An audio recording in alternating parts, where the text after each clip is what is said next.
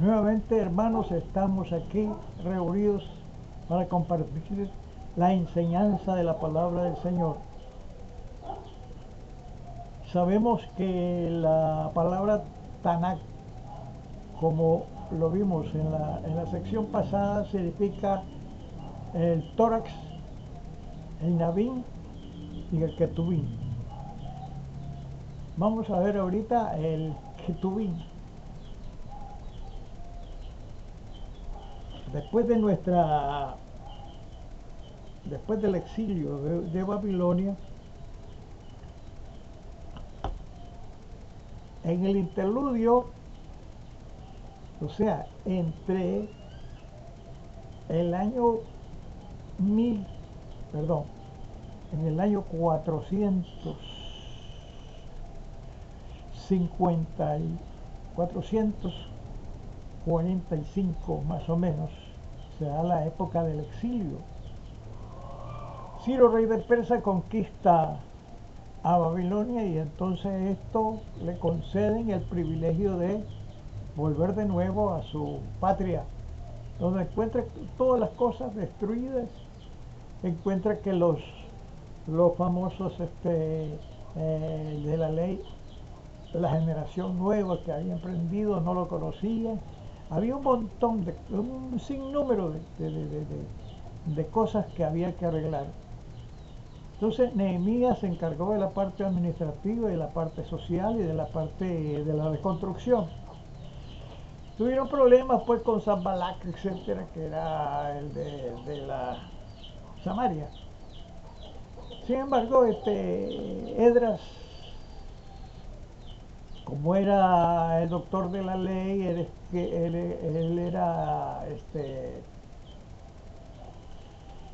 que podía poner por escrito tantas cosas. Reunió a la mayoría de los ancianos, a la mayoría de los que antes habían perdurado después del exilio, y reunió toda la cantidad de información de tal manera que podía establecer la Tanaj, o sea, la tórax, el Nebín y el Ketubín. En ese interfaz de 400 años de silencio, allí comenzaron a editarse los escritos, se llaman Ketubín, y entre los escritos están, no hay libros históricos, sino que es unas obras literarias que están llenas de sabiduría y de dichos populares. Entonces Esdras copiló el esfuerzo, copiló no solamente los dichos que había tenido el pueblo de Israel, sino que también copiló aquellos dichos, aquellas cosas de sabiduría que también tenía en el Medio Oriente, pues en los pueblos vecinos. Ahí tenemos entonces Proverbios, que es una recopilación de dichos populares de Israel y del contorno de Israel.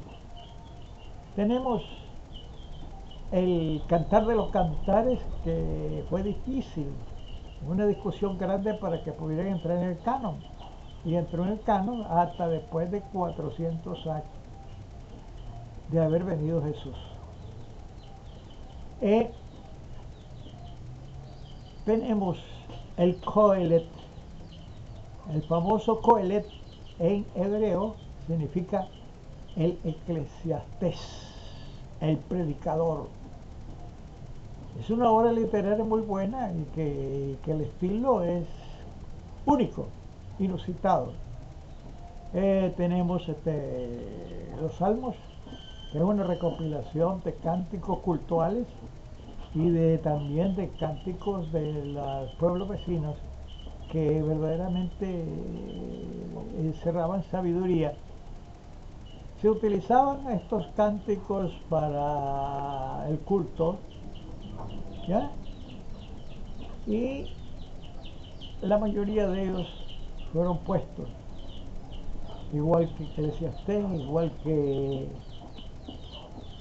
Proverbios, fueron puestos, recopilados. Algunos le pusieron el título de algunos autores, pero otros no. La mayoría de ellos son autores desconocidos, pero están escritos en los escritos, el Ketuvim. Aproximadamente en el año 300, y se terminó de trasladar del hebreo masorético, el Tanaj, al griego, y hubo una razón por la cual se tenía que trasladar las escrituras del Antiguo Testamento en griego. Había demasiada deserción de israelitas que se iban a la diáspora, se iban a buscar vidas a otros pueblos, pues. Y entre ellos estaba Alejandría, y había muchos judíos de Alejandría que paulatinamente se podía olvidar la escritura, pues porque no se hablaba en ese idioma. Entonces los famosos escribas escribas de la ley, y los doctores de la ley, y los sacerdotes convinieron en mandar dos sabios, o Dios entendido, o dos que podían expresar el sentido de la palabra del texto masorético, para trasladarlo al lenguaje griego. Esa es la leyenda de los 70, o sea, es la Septuaginta, el traslado de la enseñanza de la Torá y los libros históricos y proféticos se trasladaron al griego, de donde tenemos la palabra Septuaginta, que quiere decir de los 70, ¿ya? 70 y alargó un buen rato, imagínense, de 350 a 250, más o menos, más de un siglo, pues. Entre ellos las recopilaciones se fueron haciendo muy cuidadosamente, de tal manera que la Septuaginta es ocupada por los apóstoles, es ocupado por la cristiandad. Inclusive Jesús citó el Antiguo Testamento en la Septuaginta. Solamente hay una pequeña porción que Jesús habló en hebreo, y es aquella parte de Isaías que dice: me han ungido para dar buenas nuevas a los pobres, a predicar el año alegre del Señor. Eso las sinagogas tenían forzosamente que hablar, escribir y traducir el hebreo original, por respeto pues a la ley en su original. Bien, después de esto tenemos el interludio. En ese espacio tenemos como 32 libros que no fueron incluidos en el canon, excepto Daniel y algunos libros de apócrifos que la Iglesia Católica los admite. Y entonces estos libros apócrifos son la mayoría apocalípticos. Ahí nace la idea de un Mesías que iba a venir a reinar sobre todos los pueblos, que todos los enemigos de Israel iban a ser derrotados, y que se iba a sentar y se iba a entronizar el trono de David para siempre, y Israel iba a ser el gobierno de todas las naciones. Esa es parte de la apocalíptica judía. ¿Ya? Entonces, cuando viene Jesús y muere crucificado, aún actualmente no lo admite como Mesías. Sin embargo, hay otra parte de la escritura que hablan de que como cordero fue llevado al matadero, que hablan del Mesías sufriente. ¿eh? Pero eso dejémoslo para un estudio posterior. También en esta época nació el sacerdocio de Sadoc, los sadoquitas, los saduceos. Nacieron también los famosos separados, los fariseos. Y en el tiempo de Jesús habían más o menos dos rabinos muy famosos que eran Eliel y Gamaliel. Mucho dicho de Jesús los transformó Jesús y los hizo basándose pues precisamente en la enseñanza de Gamaliel y de Eliel. En el tiempo de los rabinos esto no se permitía, agregarle interpretaciones personales a las escrituras. Por eso de esta manera Jesús no escribe, sino que las enseñanzas vienen de una forma oral, se vienen repitiendo.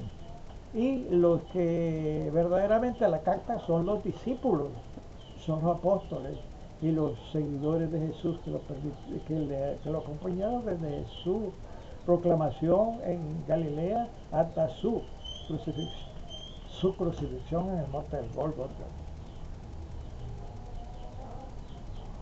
Llegamos a los evangelios. Hay un fenómeno especial que yo quiero que tomen bien en cuenta. Que las primeras cartas, los primeros escritos que nos llegan del apóstol Pablo. Pablo fue el primer escritor del Nuevo Testamento.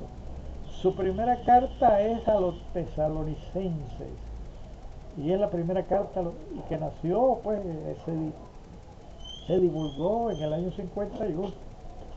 Después de la década del 50 nacieron las demás cartas que encierran las doctrinas principales de la escuela de Pablo y que incidieron totalmente en las corrientes de los evangelios, o inclusive en Juan. Entonces es importante que tomemos en cuenta que todos los evangelios han tenido su influencia en la teología de Pablo. Tenemos el primer evangelio que fue editado más o menos en el año 65, 66, y es el evangelio de Marcos, fue el primer evangelio. Después tenemos el evangelio de Mateo, después de la destrucción del templo en el año 70. Nace Mateo en el año más o menos 78 o 80. Después sale Lucas en 85. Y por fin, al final sale Juan en el 90. El Apocalipsis sale en el 110, después de la muerte del Señor. Entonces tenemos aquí que vamos a empezar primero con el Evangelio de Marcos. El Evangelio de Marcos es muy importante porque de él toma Mateo y toma Lucas. De tal manera que si nosotros transcribimos los evangelios en columna de Marcos, Mateo y Lucas, vamos a encontrar enseñanzas iguales al evangelio de Marcos. Pero además Lucas y Mateo tienen otra fuente, pero al final encierran la misma cosa, pues.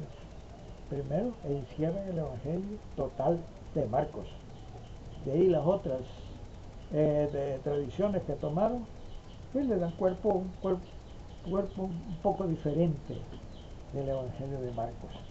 Marcos nació pues precisamente en la parte norte de Palestina, el norte de Galilea, y es predicado a los gentiles, precisamente a los gentiles porque hay en las notas de Marcos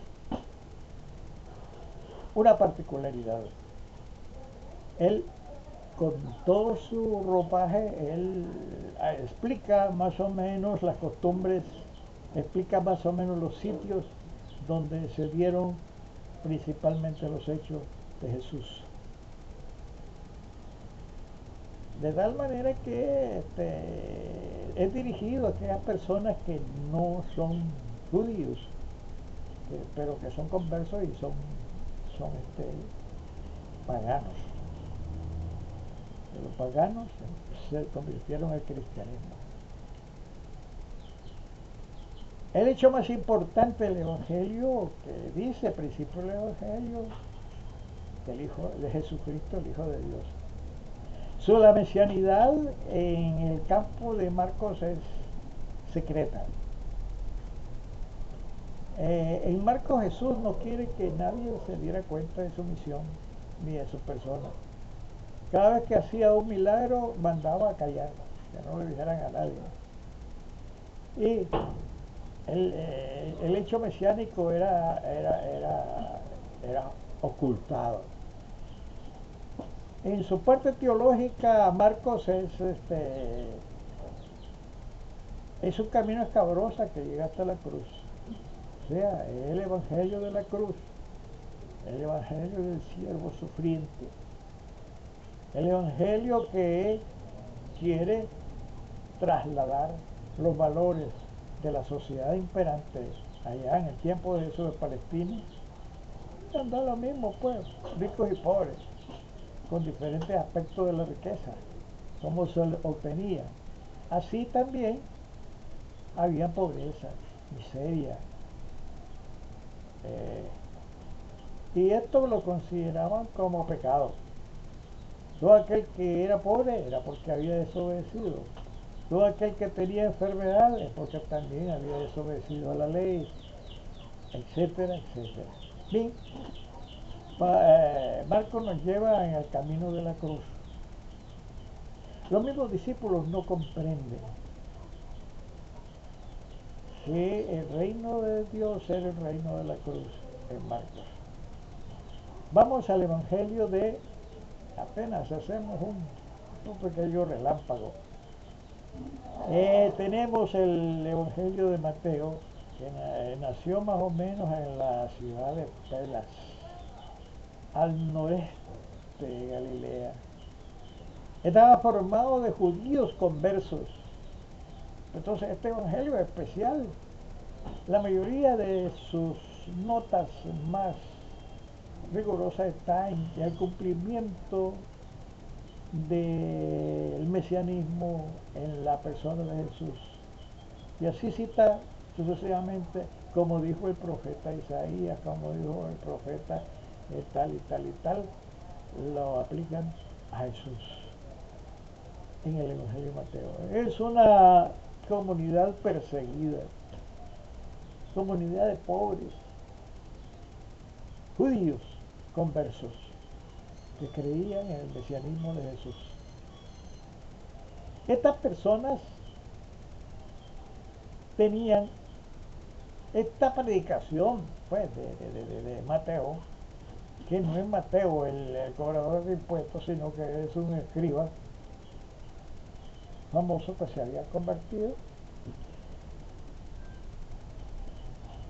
Y entonces este señor, su predicación céntrica está en el advenimiento de Jesús. Iba a venir a restaurar el reino y que tenía que tener fidelidad, tenía que permanecer a toda costa, cumpliendo con la ley, cumpliendo con los mandamientos, cumpliendo con las enseñanzas de Jesús.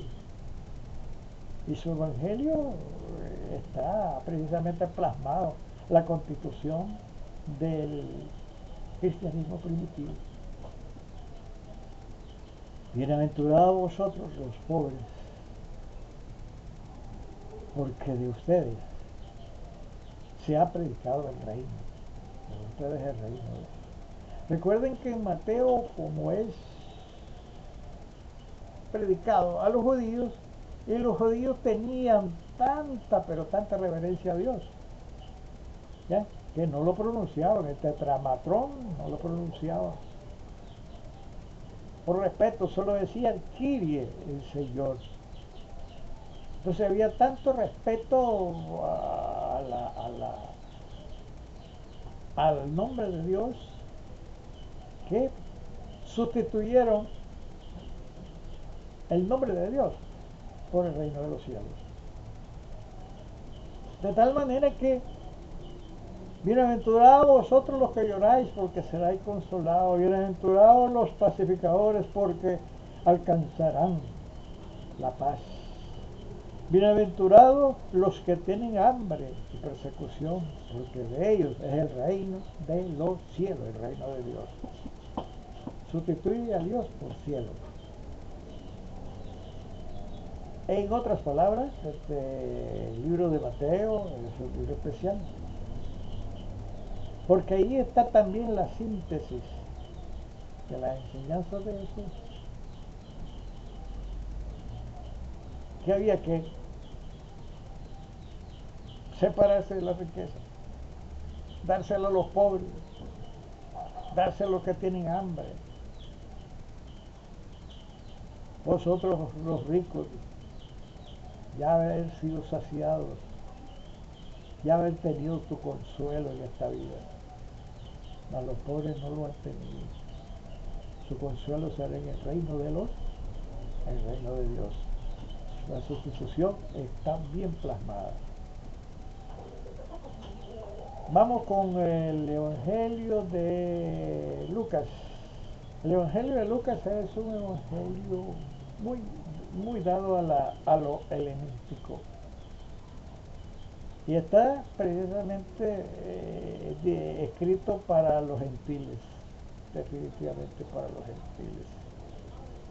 Y hay un propósito especial en el Evangelio de Lucas. Como Lucas es médico, compañero de Pablo, entonces la enseñanza de Pablo la metió en el Evangelio también.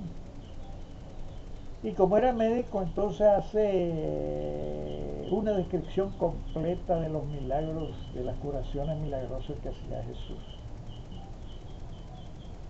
Es importante.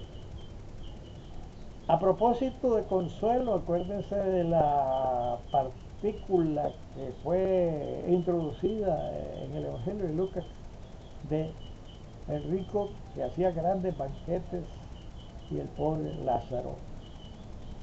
Y al final de su vida, Lázaro fue al seno de Abraham. Y al final de su vida, el rico fue al Hades. ¿Ya?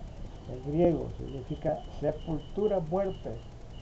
Y ahí no habla de infierno, que estaba en sufrimiento y llama y le dice, manda que me moje. Le dice, tú ya tuviste tu consuelo. Ahora estás atormentado. En cambio, Lázaro no tuvo consuelo y ahora es consolado. Algo por el estilo, es la idea principal del Evangelio de Lucas. Nos vamos con el Evangelio de Juan.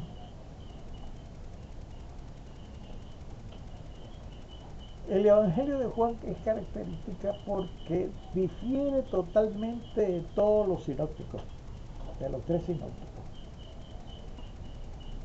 Y sus enseñanzas nos obliga a hacer meditación. Su estructura es monóloga. Comienza el diálogo y al final termina como un monólogo. Como la enseñanza de eso. Imagínense a Nicodemo, pues que dice, y bueno, dice, si no te cambias no entrarás en el reino de Dios. Y al final Nicodemo desaparece y queda hablando de Jesús. ¿Ya?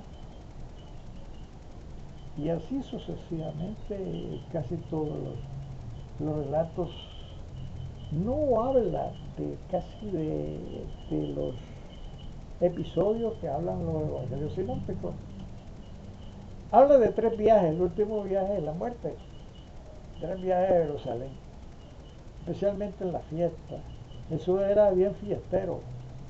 Y entonces acudía a las fiestas de los judíos. Jesús era judío. Acudía a las fiestas de los judíos. Y recuerden que fue crucificado en tiempo de la Pascua. Era una fiesta de los judíos muy solemne que se celebraba la liberación del pueblo de Israel por manos de Yahweh,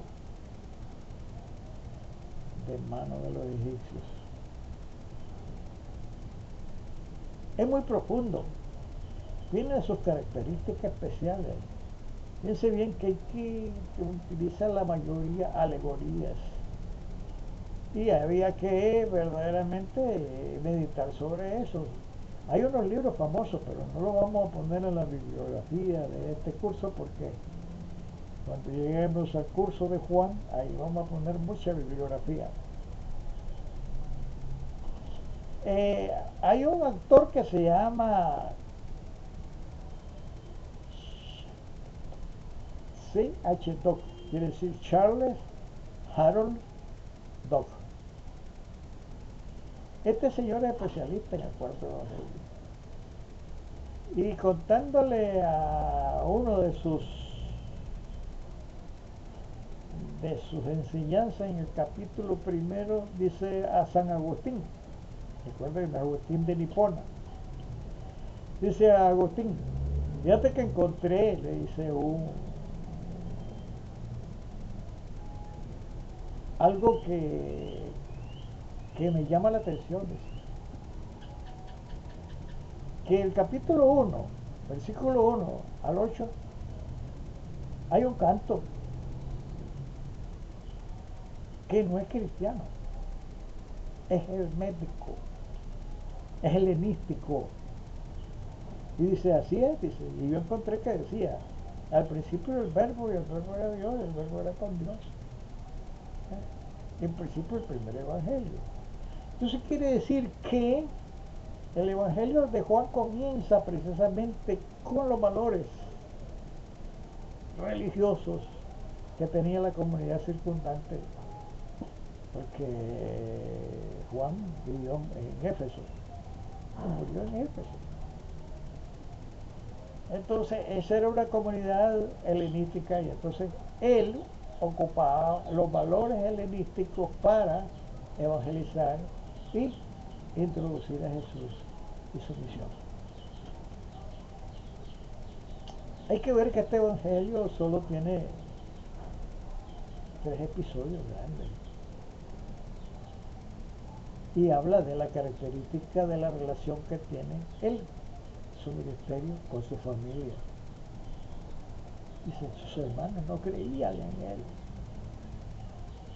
etc. Posteriormente vamos a estar hablando sobre el evangelio completo de Juan en un curso especial.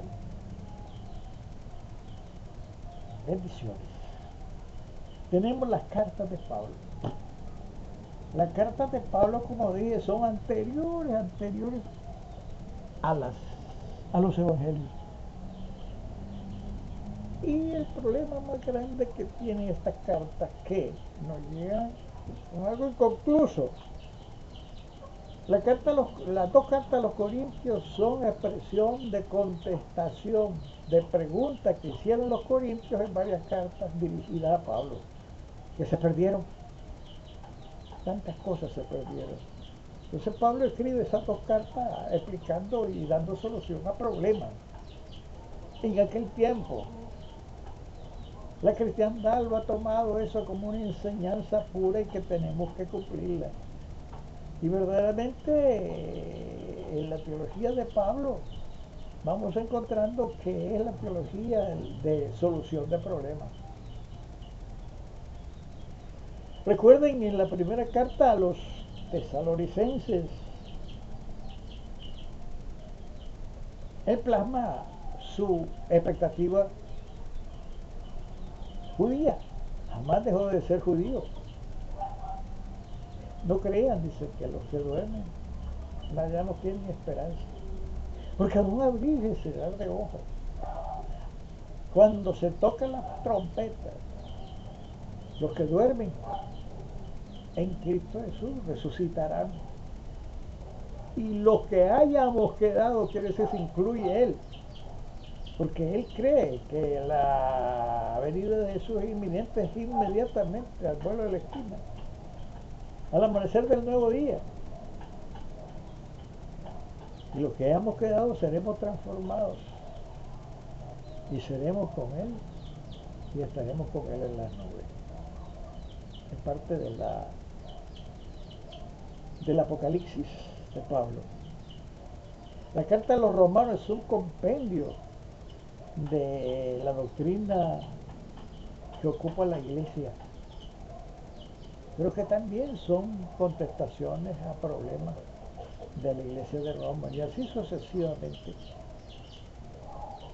De tal manera que nosotros tenemos que leer, tiene su valor importante en la interpretación y en la idea que tenemos que tener de una globalidad de las enseñanzas de Pablo.